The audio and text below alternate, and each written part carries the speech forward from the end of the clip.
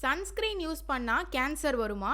College போற பொண்ணா இருந்தாலும் சரி, ஆணா இருந்தாலும் சரி, இப்ப எல்லாருமே சன்ஸ்கிரீன் யூஸ் பண்ண ஆரம்பிச்சுட்டாங்க. ஆனா, ஆஸ்திரேலியாவுல நடந்த இந்த சம்பவத்த கேளுங்க. உலகிலேயே அதிகமான தோல் புற்றுநோய் வரும் நாடு ஆஸ்திரேலியா. அங்க இருக்கக்கூடிய மக்கள் சூரியனை பார்த்தாலே பயப்படுவாங்க. பிள்ளைங்க ஸ்கூல்ல விளையாடும் போது கூட தொப்பி இல்லாம விளையாடவே மாட்டாங்க. அங்க எல்லார் வீட்லயும் சன்ஸ்கிரீன் கட்டாயமா இருக்கும். இந்த நிலையில தான் ரேச் என்ற ஒரு பெண் எப்போதுமே சன்ஸ்கிரீன் தடவி தொப்பி அணிஞ்சிட்டு சூரிய ஒளியை தவிர்த்து வாழ்ந்திருக்காங்க.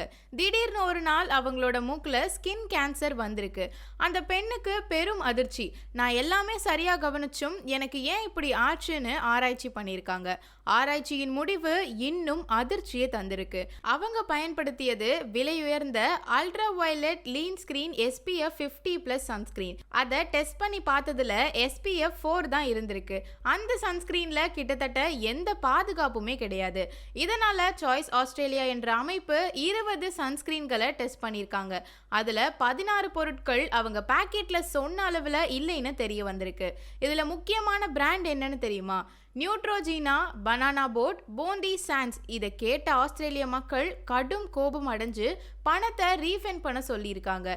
பல வருடங்களா நம்ம தோலுக்கு ஏற்பட்ட சேதம் எப்படி சரியாகும்னு கேள்வியும் எழுந்திருக்கு.